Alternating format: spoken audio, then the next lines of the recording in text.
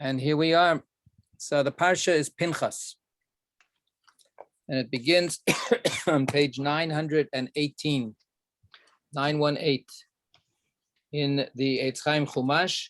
And this is Numbers chapter 25. It begins with verse 10. So just like, again, another one of those cases where we don't start at the beginning of a chapter, we start at the beginning of a parsha. And the Torah portion, Pinchas, takes its name from Pinchas. He was mentioned last week at the end of the Torah reading. He engages in a vigilante act to stop an idolatrous, promiscuous action by two prominent people, an Israelite and a Midianite princess, who are copulating in front of the tabernacle, it seems like, it as an idolatrous act. And by killing them, a plague that was affecting the Israelites stops. And we have the beginning of this week where God says, okay, Pinchas saved the Jewish people. Therefore, he gets Briti Shalom. He gets my covenant of peace. So that's the beginning of the Torah portion. Then chapter 26 has us with the, again, this is one of the reasons that the book of Numbers is called the book of Numbers. We have another numbering, another census of military age Israelites from the age of 20 years and up. And we should understand that this is a new generation. We're at the edge, as we've mentioned before, of entering into the land of Israel. And this is the new generation that really will fight to get in. God says that they're going to have to fight the Midianites as well. And we have pages and pages of numberings and genealogies and so on. And finally, we have at the end of that, the number is 600,000 and 601,730. That's the final number. We always round it off to 600,000, but this is the standing army is approximately 600,000 Israelites. And then God says, okay, you know what? You're going to be going into the land finally. That means the children of Israel. And the land has to be divided up ahead of time. So it won't be chaos. Once you get into the land, everybody will know that they have a portion of the land, and they'll be able to know where their home is. And to a certain extent, they might also sort of know what they're fighting for. So this is established with, of course, the Levites excluded from having a tribal portion in the land. Then we have the chapter 27, the story of Benot Tzlofchad, the daughters of Tzlofchad, the daughters of this man who, the only reason we know his name is because of his daughters. We know nothing about him except that he died in the wilderness, and his daughters attest that he did not die with the death sentence that God put on the entire generation of the desert. He sinned in something else, and that's why he died. And there's all kinds of speculation what that means. But anyway, the point is that the daughters of Tzlofchad are outraged that they're not getting inheritance of their father's portion, like everybody else is getting. Going into the land, they will be without an ancestral portion. So they say that's not fair. Moses brings their claim to God, and God says, Cain benot Tzlofchad wrote, yep, they're right. They're absolutely right. And they are given a portion in the land. After that, we have God saying, this is on 9:28 already. This is the end of chapter 26. God says, Moses, your time is up. Go up to the mountain, look over the land that you're going to not see, but you will not go into, not enter, but the children of Israel will. And you'll see it at least. And then Moses says, well, you have to appoint somebody to be the leader. Otherwise, there'll be like a flock of sheep without a shepherd. And God says it's going to be Joshua. So that is, and the idea of how the transfer is going to happen is told by God to Moses, and then Moses does a ceremony of transition. Finally, chapter 28, which concludes the Torah reading through chapter 29 and the first verse of chapter 30, is the Jewish calendar with all of its sacrifices. And this is the Torah reading that we read on all special occasions, Rosh Chodesh, and on Yontif, and so on. So this is the standard Torah reading, go-to Torah reading for Maftir, usually on all of those different days, because it mentions all of the different holidays that are biblically mandated, and that's it. So that's the whole Torah reading. So there's a lot of different pieces to it.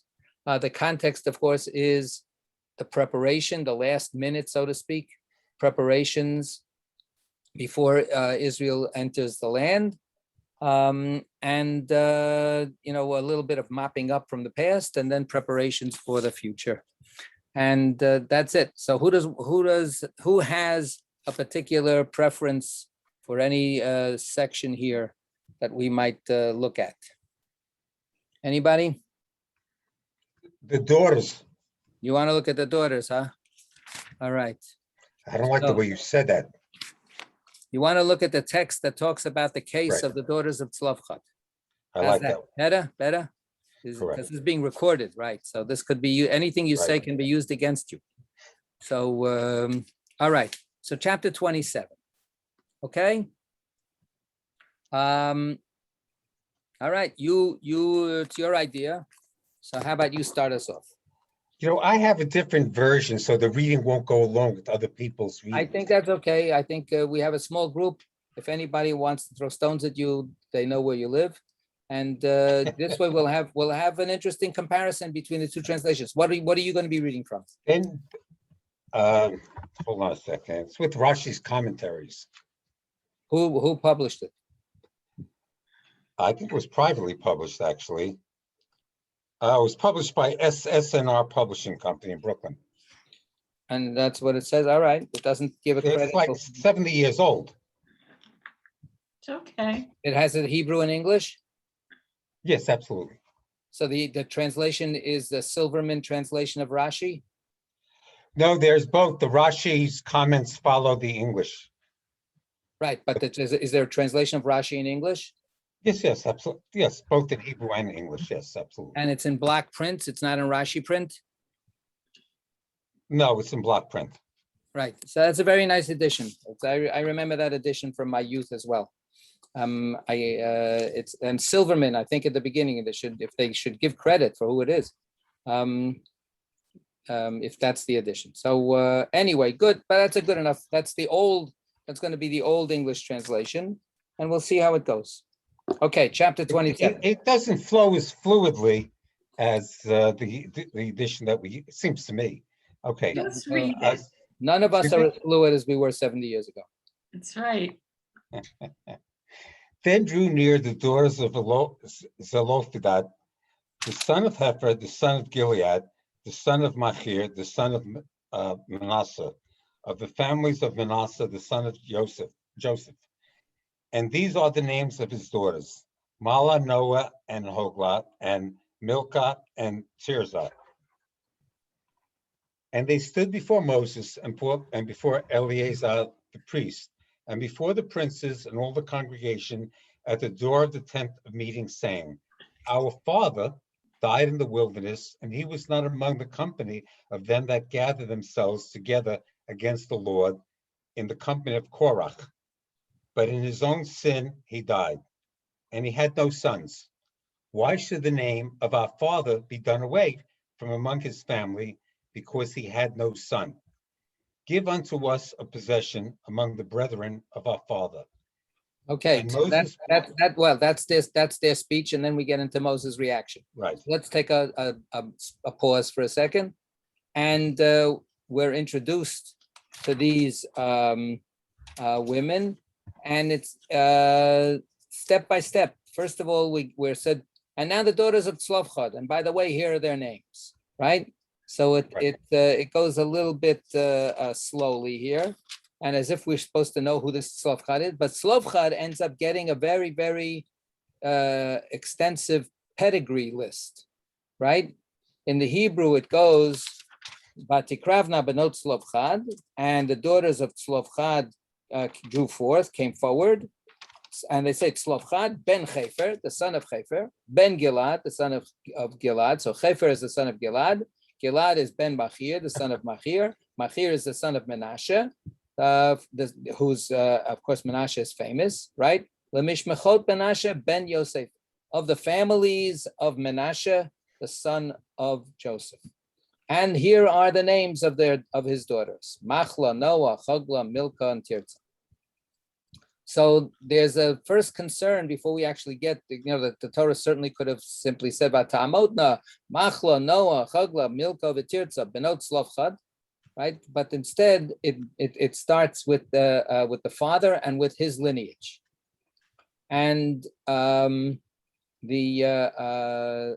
like I say, it gives us generation by generation back to the original,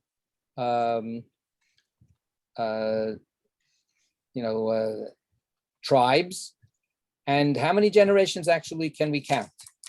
Right. So there's the daughters is 1, Tzlofchad is 2, Chefer is 3, Gilad is 4, Machir is 5, Menashe is 6. and Menashe, right? In Hebrew, Menashe is 6, and then Joseph is 7, right? So they are the 7th generation. A coincidence, happenstance, I don't know. But we should note that this is, one of the significant themes throughout the Torah, how important 7s are, how 7s come up again and again as being the culmination or the time of, the place of something having special meaning. So it's 7 generations. Of course, if we try to take that back time-wise, how far back, we can't give a generation as, 25, 30 years. That's not the way it was biblically back then. But what do we want to say? Do we want to say it's 50 years? So that's like 350 years from the time of Joseph and his brothers. So that if you take away 40 years from the wandering in the desert, that brings us to 310 years since the Exodus. So if you go back, they were enslaved in Egypt 210 years. So that gives us 100 years since Joseph and his brothers. All right, that's approximate. That works almost. That works approximately. Joseph is sold at the age 17, and he dies at the age of 110. So that's like almost 100 years since Joseph and his brothers. And then another, like I said, 100 years, and then another 210 years is 310 years. So this is 350 years since that whole drama unfolded. Okay. So that's who they are. If we have other comments to add to that later, we will, I hope. But what happens? And then it says they stood before Moses and before Elazar HaKohen and before the chieftains, the princes, and the whole congregation at the opening, at the gate, at the tent of meeting.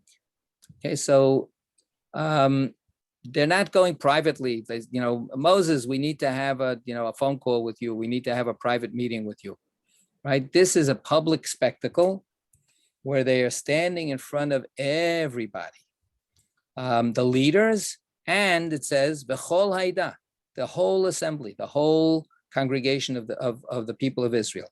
So how do you think, if you were Moses, how would you appreciate that as a situation? I would not, Right, but you're not Moses. well, clearly. So yeah, no, I agree. I'm not I even agree. Joshua.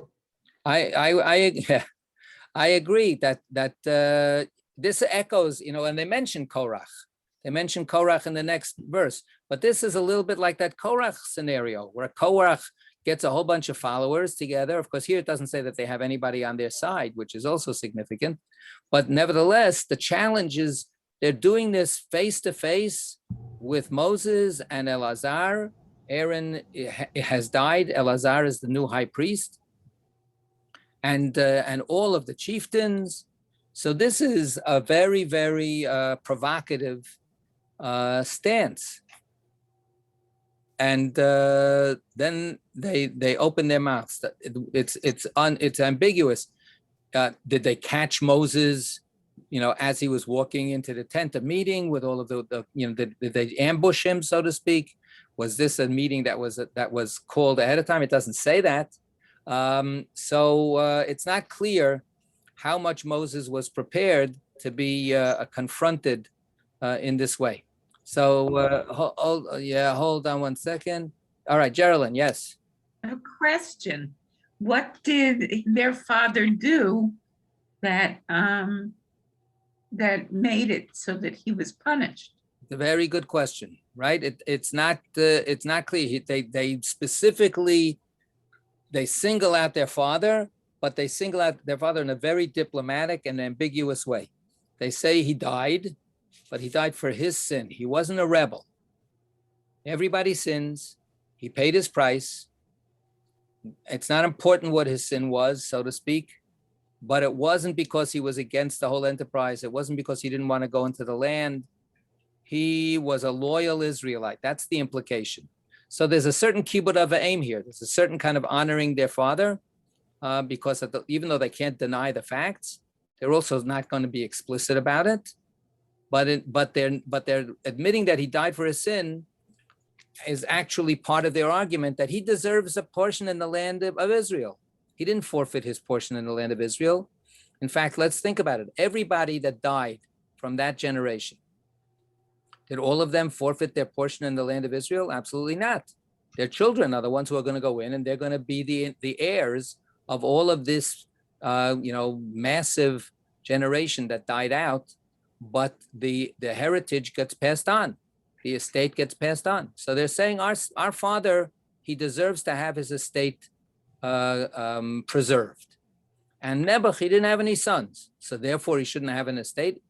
Every one of the Israelites that died in the desert, for whatever reason, except for Korach, the implication is, who didn't want to go in, and Datan and Aviram didn't want to go in, but everybody else, momentarily they chickened out. But ultimately, for their sons and daughters, they wanted them to go into the land.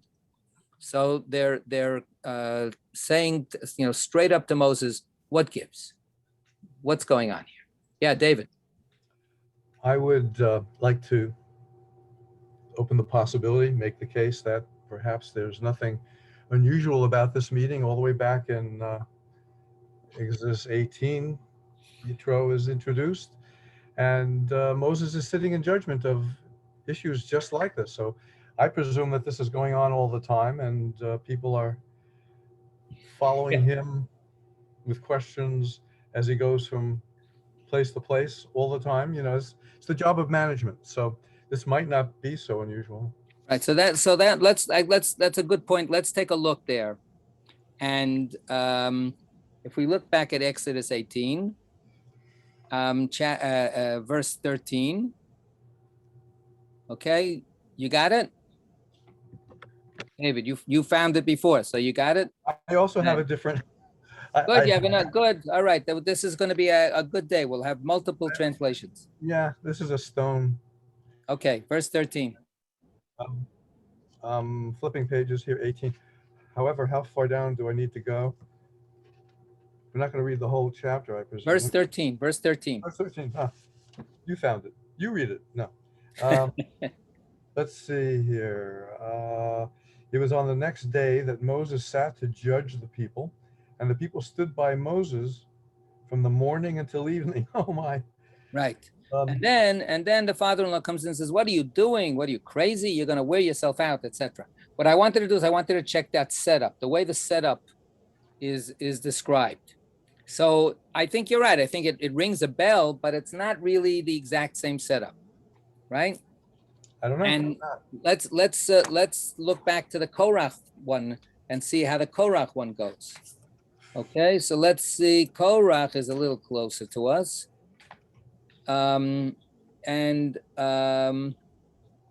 Look at chapter 16 in Numbers. Okay, and let's start from, if now we're going to go back to Marty, because you're our designated reader for everything else. Marty, you got chapter 16 in Bamidbar, Numbers. I'm looking, hold on, I'm sorry. It comes after 15 and right before 17. First verse? I have, Start the first verse. Yeah, we'll read the first three verses. I defer to someone else. I'm looking for it. I have it right. I have it. Okay. All right, Geraldine, go. 16 you want, right? The Yes. beginning? Now Korach, son of Itzkar, son of Kohath, son of Levi, betook himself along with Datan and Abiram, sons of Eliab and On, son of Peleth, descendants of Reuven, to rise up against Moses together with 250 Israelites, chieftains of the community chosen in the assembly, men of repute. They combined against Moses and Aaron and said to them, you have gone too far. Etc. Etc. Etc. Okay, so But- there we have a little bit more similarity. There's a group, obviously, that's intent on challenging Moses and Aaron. They are given a little bit of a genealogical pedigree also, and then they stand in front of Moses and Aaron. They gang up in front of Moses and Aaron, but you don't really have everybody else there, right?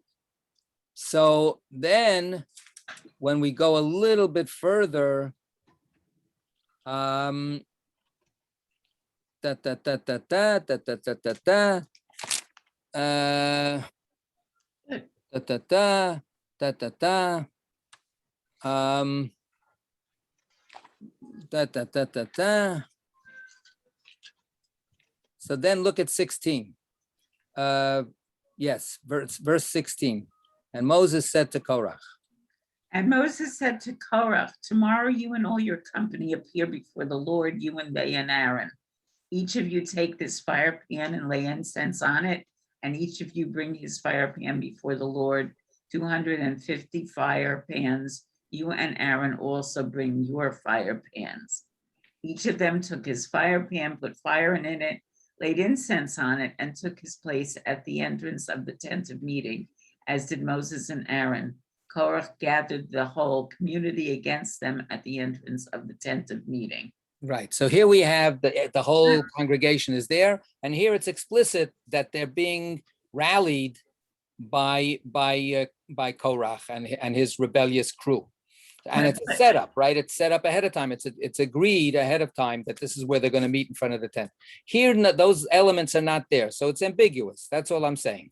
I'm saying it's not really clear whether this was arranged ahead of time or whether Moses is caught by surprise. But all of the elements, if it's a coincidence, it's a very significant coincidence. They're waiting for everybody to be around. How does everybody know to be around there? Why would everybody be around? Usually that's only when there's a significant communication that has to be relayed to the entire people, or everybody's there like for a hanging. You hear that there's going to be a hanging, and then all of a sudden the whole town shows up.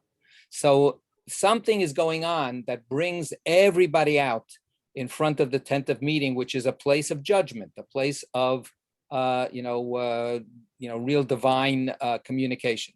Geraldine, yeah. I just don't get the sense that the daughters are creating it to make trouble. they're doing it because they feel that it's their right and their father's right. Whereas with Korach, it was, we're gonna get you. Right. So I think that that's the way we, in hindsight, can look at it. We can be very calm and dispassionate and make that kind of distinction. But let's think about how things actually work in society. When somebody in society is rocking the boat, it's not so easy to say, no, they're not really against the society. They're not really against the community. They just have a particular complaint, right? Anybody that has a complaint is, in the eyes of many people, a troublemaker, right? You're a troublemaker, you're out. And what's worse is that in this case, they are challenging something that God has already communicated quite clearly, right? This is the system that God has set up. So yes, I agree with you. They say this is wrong. They say, we don't buy it. This is not fair.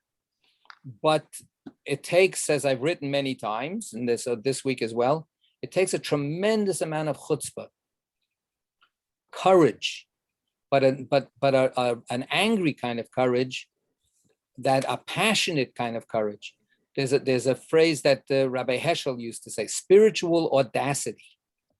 To say, to not be quiet about it, and to come up and somehow or other, what I would argue is the fact that they are saying this kind of challenge. The rumor has gone out.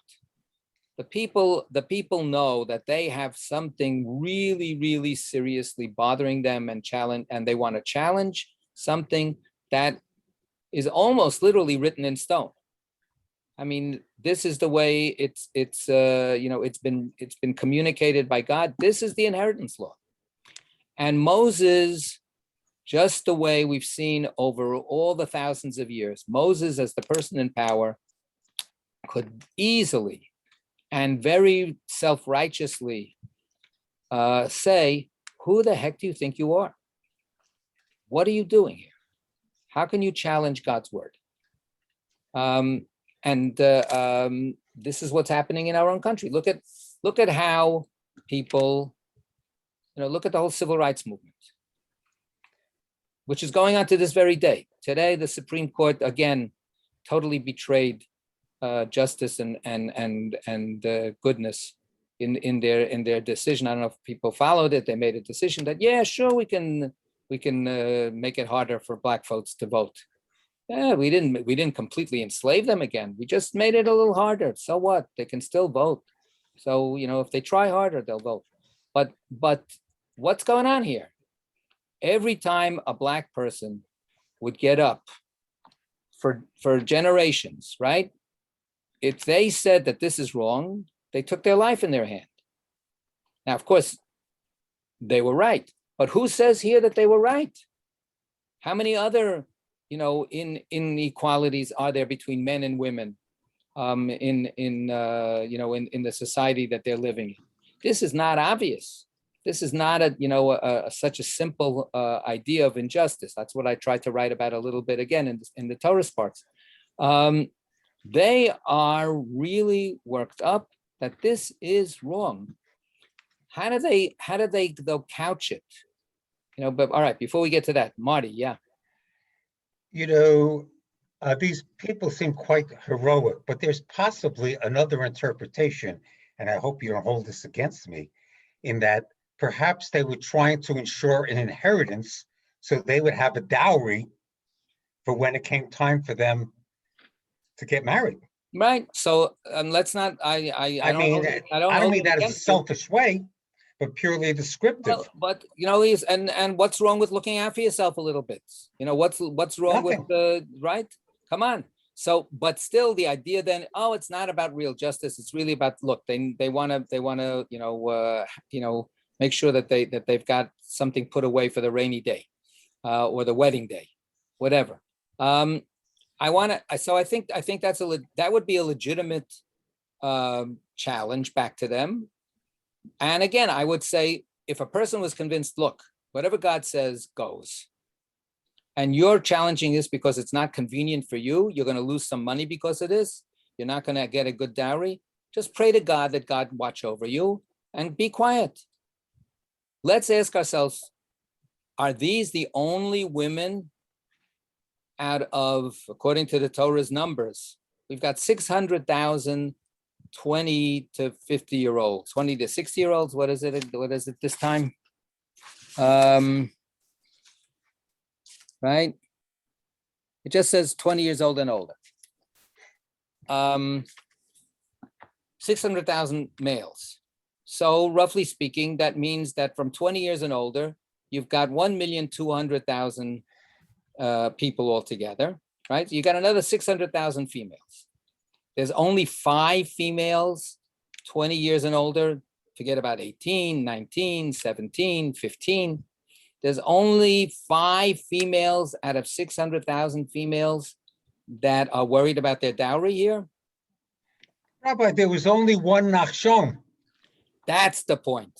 So now you're right. So then this is whatever you could, they're worried about this, they're worried about it. A zillion people could have worried about those things, but they all kept quiet. These 5 women literally took their lives in their hands, right? Because they could have been seen by Moses and Elazar as another Korach. They're denying that their father was part of Korach. No, your father wasn't Korach. You're worse than Korach. Look at what you're doing. Look at what you're doing. You're completely, challenging everything. At least when Korach attacked Moses, he said, I'm on God's side. God said that we're all holy. So who are you? Right? He limited his attack specifically on Moses and Aaron personally. Here, they're challenging what God said. Where do we have any place else in the Torah somebody having such a chutzpah to challenge God's word? Abraham. Yeah, that's right. Right? That's one of the amazing things. Again, one of the most amazing stories in the entire Torah is that Abraham has the spiritual audacity to say to God, what are you thinking? Hashofet kol haaretz lo yaseh mishpat. You're supposed to be the judge of the whole world. What kind of justice is this? Now, Abraham didn't have an intermediary to stand in between God and him. He didn't have a Moses in between, right? The daughters of Tzlofchad have that intermediary, and the daughters of Tzlofchad could be accused, like Marty was saying, of having at least their own private agenda. They're looking out for themselves. Not that there's anything wrong with looking out for yourself, but that's what they're doing. With Abraham, it's the opposite, right? He's arguing for all these other people that are sinners. God, how can you wipe out all these sinners? Right? Leave them alone. So there's no personal benefit that Abraham got. So Abraham's case is pure and super, super radical. Nevertheless, there's a real echo here from this case that this is the kind of chutzpah that, okay. We have another place though, a little more recent to the Benot Tzlofchad, where people have complained against God's word. And I'm not talking about the kvetching, why did God take us out of Egypt? That's terrible. Not a different thing. The answer is the group of people who came to Moses on the first anniversary of Pesach. It was approaching right before. And the Torah says, if you are ritually impure, you can't celebrate Pesach. You can't have the Paschal lamb. It's a sacrifice. And nobody who's ritually impure can partake of holy things that belong to the sacrificial system. Priests, if they're if ritually impure, can't have it. Nobody can have it. So this is the law. God says it. That if you're ritually impure, no Pesach for you. And they come to Moses and they say the same thing. Look at that case.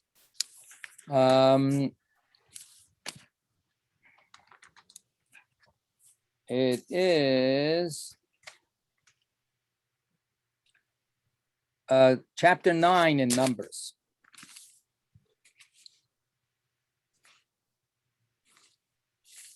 Okay, chapter 9 in Numbers. Let's look at verse 6, 7, and 8. Okay. Who's reading this time? I'll read if I can find it. All right. 9, I got it. In the Eitz Chaim, it's 8:20. Yeah. But there were some men who were impure by reason of a corpse and could not offer the Passover sacrifice on that day. Appearing that same day before Moses and Aaron, those men said to them, impure though we are by reason of a corpse, why must we be debarred from presenting the Lord's offering at its set time with the rest of the Israelites? Moses said to them, stand by and let me hear what instructions the Lord gives about you. Right. So here again, we have, it's crystal clear before this. God has said it numerous times back in Egypt and again here. The rules are you don't eat the Passover sacrifice if you're ritually impure. These people come and say, what, are we chopped liver? And here's the phrase. The phrase in the Hebrew is, the way you translated it is, why must we be debarred? And in the Hebrew, it's lama nigara, right? Why must we be eliminated? Why must we be, deducted, taken off, and not offer the sacrifice that everybody else is going to be offering to God? Which is the same verb as. Right. So if you look at chapter 27, verse 4, in the speech of the daughters of Tzlofchad, they say, Lama yigara, Shem Avinu mitoch mishpachto. Why should the name of our father be deducted, be taken off from the name of his family? That he shouldn't have a holding in the land that with the rest of his brothers.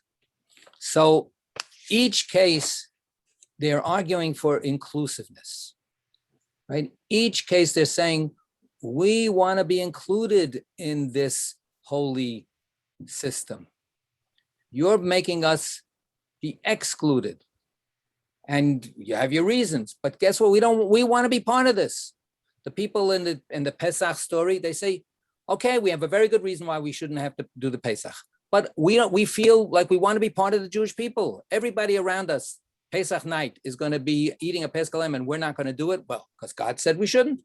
No, but we want to be part of it. Let us in. Let us in. And that's exactly now what the daughters of Tzlofchad are saying. The daughters of Tzlofchad are also saying, let us into the land. Let us feel that we have a portion in the land on behalf of our father. Otherwise, our father died for nothing. All of his other brothers died, and yet they're going to have a remembrance with their own, house and backyard. And our father shouldn't have it. They put it all in the name. They don't put it in the name of why can't we have a dowry or anything? They say it's all on behalf of our father that we're doing this. Sinner that he was. Yosher, let this be right. And of course, Moses could have said exactly what people have said forever and ever. That's what God wants. God knows best. Just accept God's law. If you don't accept God's law, then you're not a loyal servant of God. But what does Moses say? Moses takes their case and brings it before God. And that's exactly what he does in the case of the Pesach people. And what happens in the case of the Pesach complaint? God creates a new Pesach. God creates Pesach Sheni, so that there's a way out, a loophole for people. Doesn't give in completely, doesn't say, okay, you know what, forget it. Let's throw out that rule about ritual impurity. No, you'll have it another time. You'll be able to have it. It'll be part of the system. We have a place for you in the system. And here, what does God say about the Bnot Tzlofchad? He's addressing Marty's concern, right? Marty says, who knows what their motivations are? Who knows what they're really thinking? I also say it doesn't matter what their motivations were. But God says it does. God says, Cain Bnot Tzlofchad Dovrot. The word Cain is honest. The brothers of Joseph, when they come down to Egypt, and Joseph says, you're a bunch of spies. You're here for all kinds of nefarious reasons. They say to Joseph, Keinim anachnu. We are honest men. We are completely above board. Our motives are completely pure. We're not out to hurt anybody. And here, this is God testifying. Nobody else knows what's going on in the hearts of the daughters of Tzlofchad. Maybe they don't even know what's going on in their own hearts, whether they have mixed motives or not. They can think one way. So many of us, right? When we want to do things, we think we want to do things for one reason, and then after we have 25 years of therapy, we find out that actually we also had this other reason for doing it, for saying something, right? So this is God testifying. You know what? They are completely honest. This is really l'shem shamayim, and the kibbud aveim is genuine, complete. They're genuine. That would be a good translation. What's the translation that we have? Verse 6.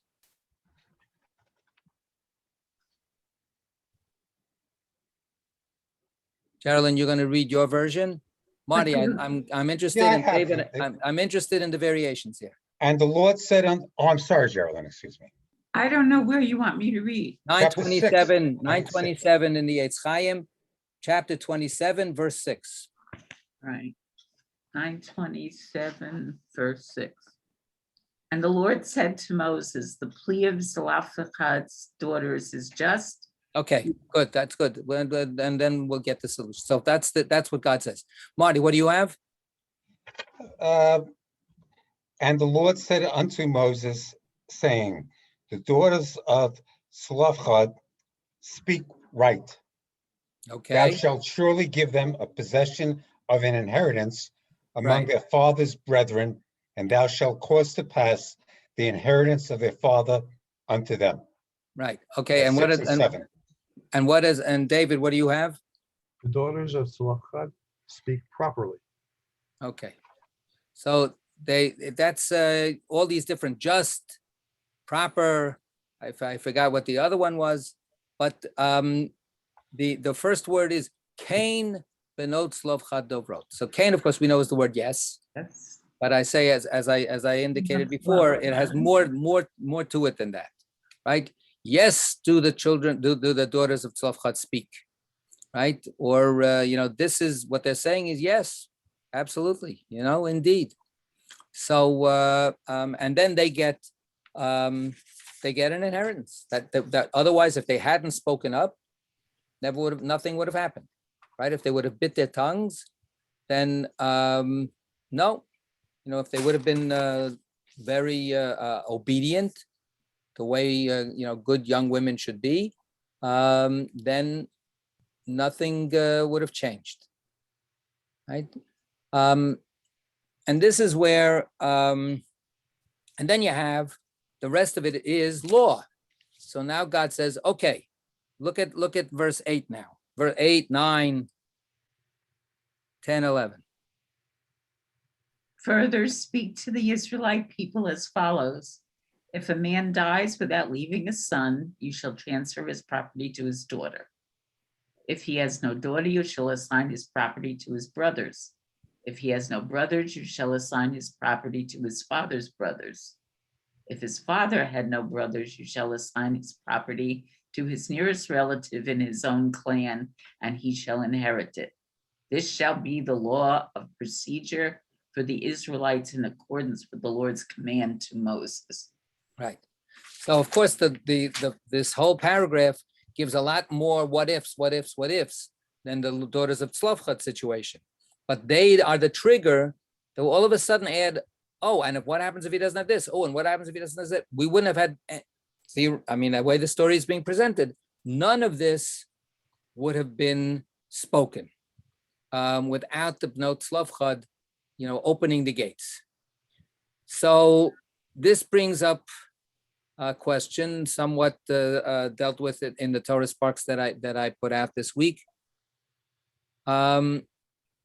If they really would have kept quiet, then where would the justice be then? Why wasn't this the original rule to begin with? What, God has to be, prodded and challenged and shaken by these five young women. What was the idea here? I mean, if God hadn't, if they hadn't spoken, so God wouldn't make these rules like that. Well, didn't you say in your comments that this was a time of very strong patriarchal society? Okay, so but is God in favor of patriarchal society? Not anymore. So that's why I quoted that the Rashi is quoting the Midrash. It's quoting the Sifrei. The Sifrei has God say that what they want is what I originally wanted, but Moses didn't see it. That's the interesting, very, very radical statement in the Midrash that God says, of course, this is what I wanted. I always wanted it this way. But Moses couldn't see it. They saw what Moses didn't see. Now, that again begs the question, what do you mean? Isn't Moses just a faithful microphone for God? Whatever God says, Moses then repeats it out loud to everybody. So what we have in this Midrash is a kind of a hint that it's more complicated than that. Even, we say on Shabbos, it's so beautiful when we say Shabbos morning in the beginning of the Shabbos Hamida, after we have the Shabbos, when we get to the Shabbos part, we say Yismach Moshe b'matnat chalko ki eved ne'eman karasal. Moshe should be so happy with the portion that he was given because God called him Eved Ne'eman, the faithful servant. He says that back a few weeks back when Miriam and Aaron are complaining about Moshe, and God says, "Are you kidding? B'chol beiti ne'emanhu." In all of my house, the one person who I can count on all the time is Moses. So Moses is faithful, the faithful servant, but he's a human being. So as soon as God decides that the Torah is not going to stay up in heaven, as soon as God decides that the Torah is going to be given not to the angels, we say, Lo nitna Torah lamalachei hasharet. The Torah wasn't given to the ministering angels. The Torah was given to us. Once God knew that God is giving the Torah to us, God knows that the Torah is going to be subject to our limitations, to our failures, to our biases, and to our strengths and weaknesses. And sometimes we're going to make God so proud. And other times, God is going to have to take a couple of tums, and say, "Ay, what's going to be with these kids?" But that was the bargain. That was the bargain of giving the Torah to not just Israel, to a human being. So once the Torah is given to the human being, then the radical revolution here is another human being, another 5 human beings come over and say, we've been listening to God's word our whole life. We have no clue how old they are, but they're assumingly young. They haven't gotten married yet. They'll get married next week. And but apparently, look, they're brought up. God is a presence right in front of them. There's a cloud of glory, all of this stuff. God is both awesome, but also God, they say, we can't understand that God could possibly not care about us. Or the way they put it, that God couldn't possibly not care about a father who, Nebuch, only has 5 daughters. He has 5 daughters, so therefore he doesn't count. Right? What a daughter is doesn't count. So they're so convinced, and that's what the Midrash says. The Midrash says, of course, God thinks that they're right, and God wanted this to be from the very beginning. But God is also waiting for us to stand up and to respond to the Torah itself, just like the Pesach Sheni.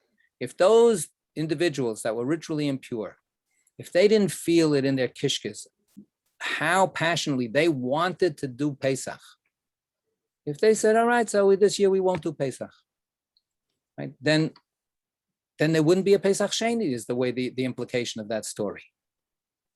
So God is waiting for us. There's a saying in the Gemara, and then later on it's taken on in the rest of the tradition. Rahmana liba bai.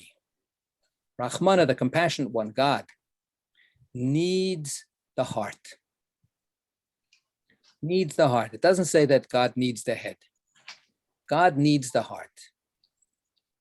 Either we put our heart into this. What does it say? It says, "V'ahavtas Hashem Elokecha." Love the Lord your God. It doesn't say, "B'chol binatcha," with all your wisdom.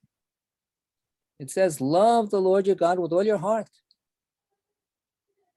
And that's what we have here. We have here a story of people whose heart doesn't let them just be quiet.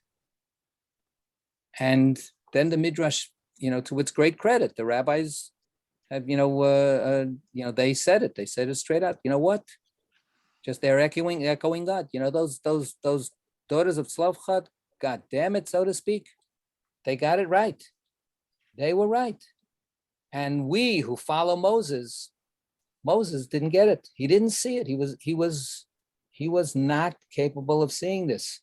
So I was speculating in the Torah box. What was, was it just simply that he was, a male chauvinist, so-and-so? I said, well, not just that.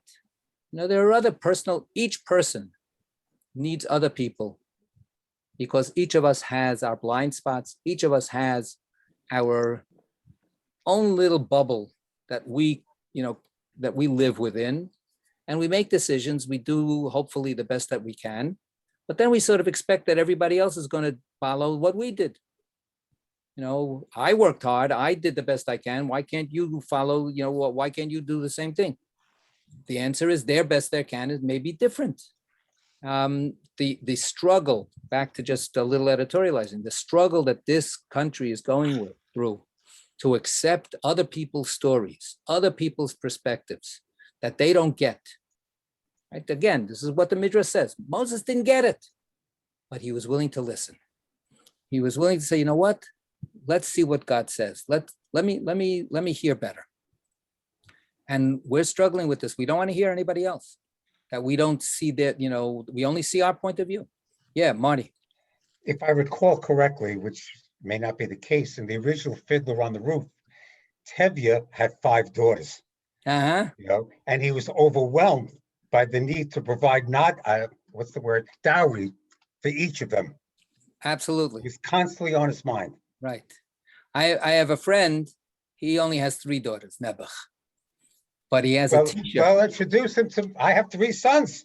There you go. David. There you go. So, but he has a t-shirt. He says, you can't frighten me. I'm the father of 3 daughters. So he says, don't even think of it. I've been through it all. So, all right. Yasher koach to everybody. Thank you, everyone. Be well.